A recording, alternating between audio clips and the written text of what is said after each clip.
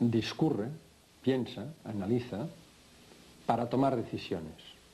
De hecho, el acto de pensar es una elaboración a través de los datos que poseemos y conocemos y por un mecanismo de juicio, de razonamiento, llegar a establecer una conclusión. No siempre esto sucede de esta manera. A menudo hay personas que elocubran y son incapaces de tomar una decisión. Se instalan en la duda. Esto no es lo normal. Lo normal es que tras emitir un juicio, tras hacer un análisis, se llegue a conclusiones. Veamos cómo.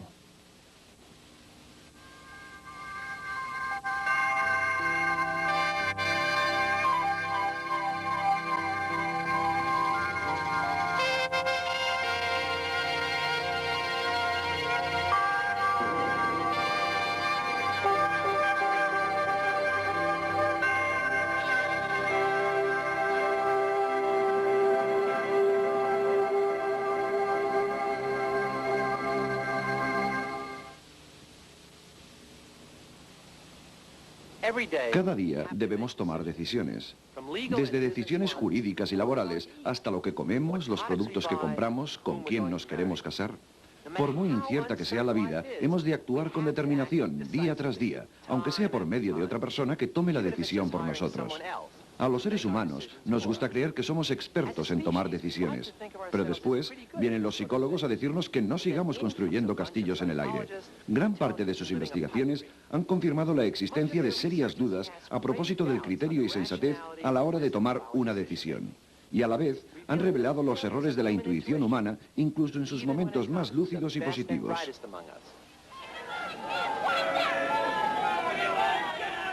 Tradicionalmente, los científicos sociales afirmaban que las personas caían en la irracionalidad debido a dos razones. En primer lugar, la influencia de la masa. Como parte de la masa, el individuo no es capaz de pensar de forma clara ni independiente. En casos extremos, la psicología de masas se convierte en histeria colectiva.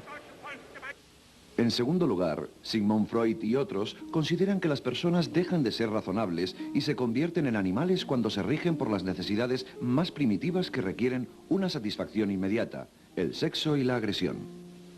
Según Freud, el deber social radica en dominar estas urgencias primitivas mediante la incorporación de unas normas sociales de conducta apropiadas. Actualmente, los psicólogos sociales y los cognitivos investigan en los orígenes de la irracionalidad y de la inestabilidad mental en otras fuentes, o sea, dentro de los procesos mentales del propio cerebro. La manera en que los humanos realizan juicios, deducciones y decisiones son estrategias mentales que pueden estar expuestas a prejuicios. Cuando un modo de pensar sistemático es el responsable de un error en nuestro juicio, recibe el nombre de ilusión cognitiva. No se trata de que haya sido algo incorrecto o irracional en el uso de este tipo de estrategia mental. Lo que ocurre es simplemente que las personas discriminan las condiciones adecuadas de las inadecuadas para servirse de estas estrategias. De hecho, las decisiones absurdas e irracionales están cortadas por el mismo patrón que el sentido común humano y las sabias decisiones. Veamos cómo.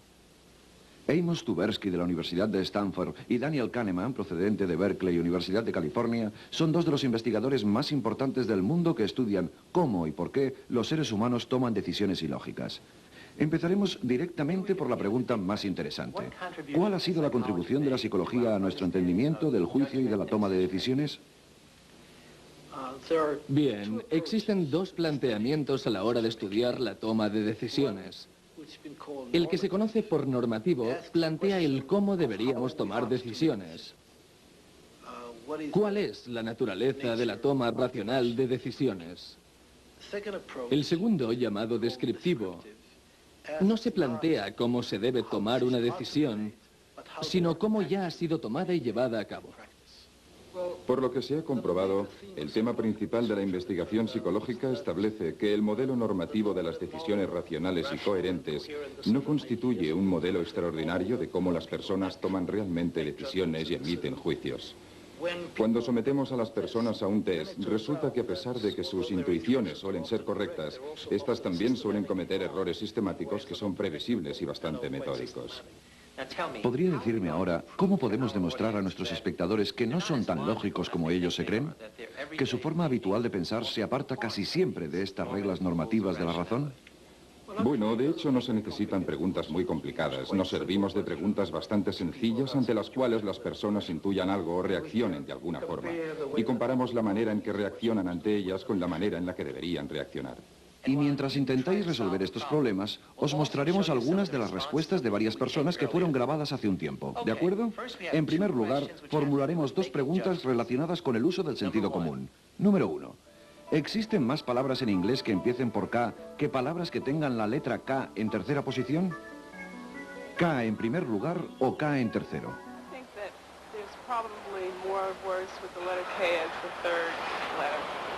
I think it's more of the first letter. I'll go for the first letter. I would assume they begin with K. Okay. Bien, pregunta número 2. Imaginaos que estáis a punto de emprender un viaje a Oriente Medio durante un mes. ¿Qué os preocuparía más, un ataque terrorista o un accidente de tráfico? Terrorist attack. Terrorist attack. Dani, ¿están en lo cierto? No, se han equivocado en ambas respuestas. Hay 3 veces más palabras en inglés con la K como tercera letra que palabras que empiecen por K. Y si uno va a Oriente Medio, debería preocuparse por no sufrir un accidente de coche y no por un ataque terrorista. Hay muchos más accidentes, muchos más. Estas respuestas ilustran el principio general por el que las personas se rigen a la hora de razonar ante una situación de incertidumbre, lo que llamamos la disponibilidad heurística. Evidentemente hay mucha gente que no sabe cuántas palabras inglesas empiezan por K en comparación al número de palabras que tengan la K en tercera posición. Entonces, ¿cómo pueden contestar a una pregunta de esta índole? Desde nuestro punto de vista, lo que ellos hacen es pensar en palabras que empiecen por K como kilo. Luego intentan pensar en palabras que tengan la K en tercera posición. Dado que es mucho más fácil pensar en una palabra que empiece por una determinada letra que pensar en una que tenga la letra en tercer lugar, llegan a la conclusión de que hay muchas más palabras que empiezan por la letra K. ¿De qué forma el concepto de la disponibilidad heurística nos ayuda a entender el ejemplo de Oriente Medio? Estamos otra vez en lo mismo. Hacemos una estimación de las probabilidades de que ocurra un hecho según la disponibilidad con la cual imaginamos casos semejantes. Cuando uno piensa en Oriente Medio, piensa en ataques terroristas y no en accidentes de tráfico. Y en consecuencia, uno es más proclive a preocuparse mucho más por los ataques terroristas que de los accidentes de tráfico, lo cual no está del todo justificado. Bien, expondré otro problema. Este caso se refiere a la obtención de una conclusión en base a una prueba. Aquí os muestro una breve descripción de una mujer llamada Linda. Os preguntaremos algunas cosas sobre ella. Linda tiene 31 años, es soltera, habladora y muy lista. Es licenciada en filosofía. Cuando era estudiante, demostró plena conciencia de la discriminación racial y de otros problemas sociales, y participó en manifestaciones antinucleares. Bien, ¿cuál de estas dos suposiciones es más probable? ¿Linda es empleada de banco o Linda es empleada de banco y feminista militante? Bank teller and active. B. The second one. Linda's a bank teller and active in the feminist movement. That Linda is a bank teller and active in the feminist movement. De hecho, cerca del 90% de las personas que responden a esta pregunta creen que es más probable que Linda sea empleada de banco feminista que no solamente empleada de banco. Y las razones de vida que aplican un tipo de razonamiento que nosotros llamamos razonamiento según la representatividad o la similitud. Se preguntan en qué medida Linda puede parecerse al estereotipo de una empleada de banco y deciden que en muy poca y también cuánto se parece al estereotipo de una feminista y deciden que es bastante representativa. Después se sirven de esta similitud o representatividad para emitir su juicio de probabilidades. Sin embargo, suele ocurrir que la reflexión resulta incorrecta. Es incorrecta porque viola el principio más elemental de la lógica, que afirma que el caso que incluye más posibilidades es ineludiblemente más probable que un caso más específico. Es decir, el grupo de mujeres que son empleadas de banco incluye sin duda al grupo de mujeres que son empleadas de banco y feministas militantes al mismo tiempo. En consecuencia, el grupo de más extensión es el que forzosamente define el caso en su totalidad. Bien, otra de las preguntas decía, ¿el río Mississippi mide más o menos de 500 millas? Después les pedimos que intentaran adivinar la longitud real. Estas son sus respuestas. Must be close to 1,000 miles. Longer? Maybe 1,200? Longer than 500 miles. About 700 miles. Después formulamos una pregunta similar a otro grupo de personas. El río Mississippi mide más o menos de 5.000 millas. También les pedimos que dijeran su longitud aproximada. Shorter, probably about 2,500 miles long. Shorter, about 2,000. Shorter, between 2,000 and 3,000 miles. La longitud real del río Mississippi es de 2.348 millas. A la pregunta de más o menos de 500 millas, daban una respuesta media de 1.000 millas. A la segunda pregunta, la respuesta media fue de 2.000 millas.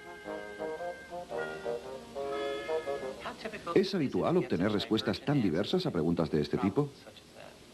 Este tipo de respuestas es bastante común. Este fenómeno se conoce por efecto anclaje, en donde el número inicial, aunque no sea una estimación muy creíble de la cantidad en cuestión, empuja la cifra final hacia esa cantidad.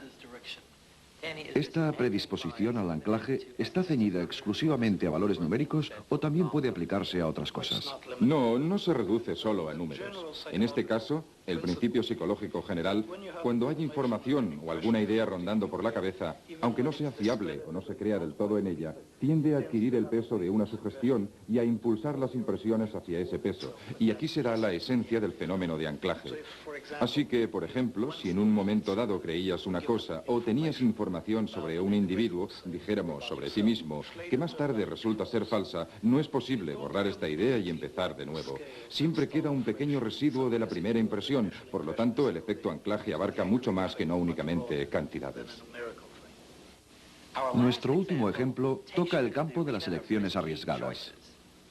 ¿Tiendes a una estrategia de búsqueda de riesgo o a una aversión al riesgo? Veamos el próximo ejemplo. ¿Cuál escogerías si estuviera jugando? A. Tienes un 85% de posibilidades de ganar $100. B. Tienes $85 ganados seguros. A sure gain of 85. La gente suele preferir los $85 seguros por encima del riesgo de la misma cifra en el porcentaje. Y este modelo es conocido como la aversión al riesgo. Se trata de una aversión a un proyecto que conlleva riesgo. Ahora suponga que tiene un 100% de posibilidades de perder $85 o el 85% de perder $100. ¿Cuál escogería? I would take the 85% chance of losing. I'll take the 85% chance to lose. En este caso, por lo visto, la gente prefiere jugársela a perder forzosamente. Y este es, de nuevo, un modelo muy característico. Hay que subrayar que en este planteamiento, al igual que en el anterior, en cierto sentido, el riesgo y la seguridad son iguales. Por un lado, se pueden perder $85 a ciencia cierta, o se puede jugar con el riesgo de perder $85. Pero en este caso, contrariamente al primero, por lo general tienden a escoger el riesgo. Para la gente, la idea de una pérdida irrecuperable es impensable, y la importancia de este modelo de actitud que Dani acaba de describir radica en que casi siempre las personas están dispuestas a correr el riesgo ilógico de perder una cantidad mucho mayor con el fin de evitar una pérdida segura. ¿Cómo resumirías las observaciones más prácticas de todo lo que hemos estado hablando? Lo que sugiere este estudio es que bajo algunas condiciones, las condiciones desconocidas, no deberíamos fiarnos de nuestra intuición, ya que nos exponemos a errores previsibles y nos volvemos proclives a prejuicios. Y con esto no afirmo que existan personas que sean menos hábiles que otras en esta tarea, sino que se trata de algo parecido que se conoce por las ilusiones perceptuales. En situaciones como estas, la mayoría de las personas tienden a cometer errores que se pueden conocer con anterioridad. Y el hecho de que podamos predecir si la intuición nos va a fallar o no, nos otorga la esperanza de aplicar métodos para prevenir estos errores o llevar a cabo o mejorar los métodos educativos para que al menos las personas tomen conciencia del riesgo que están corriendo en estas situaciones. Es evidente que existen otros factores psicológicos que afectan a nuestras decisiones. Por ejemplo, el factor pánico. Si los riesgos son poco conocidos y potencialmente catastróficos, la gente tiende a considerarlos tan peligrosos como los riesgos conocidos o que han postergado las consecuencias. Es posible que usted se asuste al imaginar la posibilidad de un accidente nuclear, sin siquiera haber pensado nunca en cruzar la calle sin mirar. Aunque las probabilidades de un accidente nuclear solo constituyen una fracción diminuta de las de salir herido de un accidente de coche. ¿Y qué ocurriría si emitiéramos juicios y tomáramos nuestras decisiones en grupo? ¿Ayudaría esto a otorgar más sensatez a nuestras decisiones? ¿Qué ocurriría si reuniéramos a las personas más brillantes de la zona en un grupo? ¿Qué pasaría entonces? En 1960, el presidente John F. Kennedy dio el visto bueno a la desastrosa invasión de la Bahía de Cochinos en Cuba. Fidel Castro y su gobierno acabaron con la invasión estadounidense de la forma más aplastante. Fue terriblemente desconcertante para la administración Kennedy.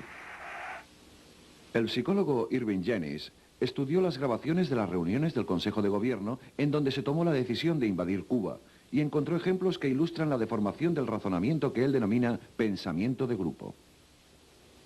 Concretamente en este caso, parece que las reglas dominantes de la decisión son las de ante todo conservar la armonía de grupo. No debe haber ninguna alteración, ni temas polémicos, ni la exposición de dudas. Esto me lleva a pensar en uno de los síntomas principales del pensamiento de grupo, que se traduce en la autocensura de las dudas. Y otro síntoma de esta índole denota un sentido de unanimidad del grupo, que se basa en la falsa asunción de que el silencio es igual a consentimiento.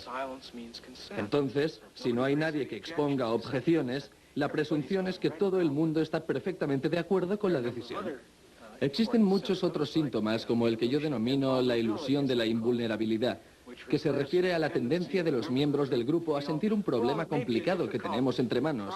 Pero somos lo suficientemente listos y poderosos para que donde los demás pueden fracasar, nosotros triunfaremos con toda certeza. Existe por último otro síntoma muy importante que yo llamo protección de la mente. Varios miembros del grupo asumen el papel de protectores del presidente y de otros miembros del grupo ante cualquier información que pueda provocar un cambio en su pensamiento, o lo que es aún peor, alguna duda respecto a lo que están planeando. Sin embargo, el pensamiento de grupo no es inevitable. Irving Janis ha destacado varios procedimientos que pueden aplicar las personas que toman decisiones con el fin de desarrollar criterios más racionales. Una de las maneras de prevenir el pensamiento de grupo sería contratar un abogado del diablo designado por el líder. Otro fenómeno que surge claramente de una situación de aislamiento de grupo se resume en que el líder introduzca deliberadamente en la organización a miembros del gobierno u otros que tengan información que aportar para que asistan a las reuniones y que les animen a exponer alguna objeción o cualquier sugerencia. No podemos evitar el tomar decisiones, pero sí podemos evitar algunos de los factores que nos conducen a errar. Uno de los campos más recientes de la psicología es el de la psicología de negociación, la que trata de evitar la causa fatal de las decisiones erróneas. Todo el mundo negocia con casi todo. El precio de un coche, el salario, las vidas de los rehenes, el destino de las naciones. Recientemente, los psicólogos han empezado a estudiar por qué muchas negociaciones fracasan y cómo se podría mejorar el proceso para beneficiar a las dos partes. Max Bazerman, de la Universidad del Noroeste, ha identificado los 5 errores cognitivos más comunes cometidos por los negociadores. Los 5 errores más importantes que la mayoría de los negociadores cometen son: primero, no consideran las opiniones de la otra parte negociadora. Segundo, tienden a agravar de una forma irracional el compromiso con una previa línea de conducta y aumentan así el conflicto. Tercero, son proclives a crearse un marco muy limitado de su visión del conflicto. Cuarto, suelen confiar demasiado en que prevalecerá su opinión en las situaciones conflictivas. Y quinto, tienden a enfocar las negociaciones de una manera muy radical. Lo que uno gana lo pierde el otro y viceversa, incluso cuando esto no es objetivamente cierto. Profesionales de los negocios y del gobierno acuden a los seminarios dirigidos por Bazerman y su colega Lauren Susskind para aprender a mejorar sus habilidades como negociadores. Well, Robin, your attorney called me and said that you wanted to meet with me and see. Bazerman plantea ejercicios de este tipo. Uno de los participantes representa el papel de dueño de un pequeño negocio, el otro es el cliente enfurecido. La cuestión, negociar una factura discutible. The bill I have before me is this ridiculous bill of $774. Well, I Now, what's that bill? Well, I went back and added the true cost of it after you stormed out You insulted me in front of a customer, potential customer, in front of some of my employees, and I just will not tolerate that kind of behavior from you. And as a result of that, Los dos negociadores que estamos viendo fueron víctimas de toda una serie de prejuicios de los que hablábamos anteriormente. Ninguno de los dos considera el caso desde la perspectiva del contrario y tampoco intenta averiguar de qué trata el problema en su totalidad. That you gave me, the way here, $774 is completely erroneous and fictitious, and throw it out. most definitely not. Lo que debemos hacer en cualquier negociación es pensar en lo que es aceptable para la otra parte, de la misma forma en que pretendemos beneficiarnos de la negociación. Pensando en la otra parte podemos aprender muchas cosas que nos permitan desarrollar nuestra efectividad a la hora de negociar. But he's going to look at your bill and say that it has any credibility. Well, I'll see you in court. Con todo, la historia psicológica de la toma de decisiones no termina cuando éstas han sido tomadas. El acto de tomar una decisión puede dar origen a infinidad de distintos procesos. Según el psicólogo Leon Festinger, siempre que decidimos hacer algo incompatible con nuestras creencias más profundas, sentimientos o valores, se crea en nosotros un estado de disonancia cognitiva, una tensión entre lo que pensamos y lo que hacemos. Cuando esta tensión ya nos ha incomodado lo suficiente, surge en nosotros un estímulo para reducirla de diversas maneras. Podemos cambiar nuestra forma de pensar respecto a la decisión o tratar de cambiar lo que los demás piensan del tema para que puedan apoyar nuestra decisión. O quizá podemos cambiar algún aspecto de nuestro comportamiento de forma que nuestra decisión se adecue más a nuestra personalidad. En otras palabras, tratamos de disminuir la disonancia entre cómo pensamos que deberíamos actuar y cómo actuamos en realidad cambiando una u otra actitud. A mitad de los años 50, Leon Festinger y su colega Merrill Carlsmith dirigieron un experimento clásico mediante el cual asignaban unas tareas muy aburridas a unos estudiantes. Después, un miembro del equipo de Festinger formulaba una petición a los estudiantes. Let me tell you now what we're actually studying here. It's the effect of preparatory mental set on performance. The rest of the subjects are prepared by being told that the experiment will be very interesting and enjoyable. In fact, lots of fun. Now I have a somewhat unusual request to make of you. The next subject is waiting right outside, but the fellow who ordinarily gives the spiel isn't here. I wonder if you could possibly take his place. As a matter of fact, we figure we'll be needing someone in the future, so I'd like to offer you a $20 retainer and have you remain on call for us. Would that be all right? $20? That'd be fine. A la mitad de los estudiantes se les asignó esta tarea, y este fue el grupo que recibió $20 por mentir y decir que el experimento era divertido. La otra mitad recibió $1 por mentir.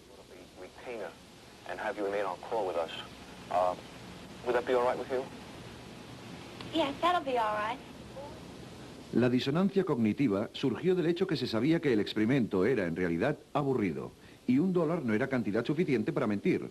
Muchos de los del grupo de $1 se convencieron de que el experimento era divertido después de tomar su decisión para reducir la disonancia entre sus creencias prioritarias y su comportamiento. Acabaron creyéndose una gran mentira por un incentivo insignificante.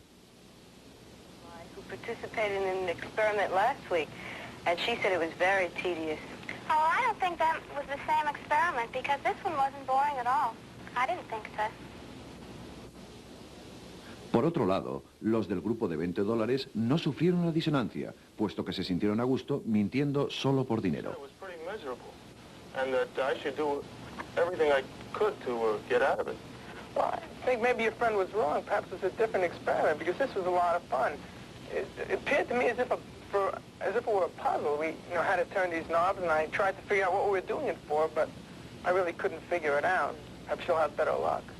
Other theories might predict that the man who is paid most would have the highest motivation for enthusing over the dull task and would be most sold on it himself. Cognitive dissonance theory leads to an exactly opposite prediction. The man who is paid $20 knows that the task is dull, but he also knows that he had sufficient justification for saying that it wasn't. Did you enjoy working on the manual test? Well, it really wasn't too enjoyable. In fact, it was rather boring. How about the man who is paid $1? He knows the task is dull, but he has two discrepant thoughts. He also knows that he did not have sufficient justification for saying that it wasn't. For him, there is dissonance. Time after time, we have seen what follows. He reduces the dissonance by changing his opinion about the dullness of the task. Did you enjoy working on the manual task? Yes, I enjoyed it. Would you like to participate in such an experiment again? Yes, I think I would like to. Anytime there is insufficient reward, there will be dissonance. The general principle seems to be that people come to believe in and to love the things they have to suffer for.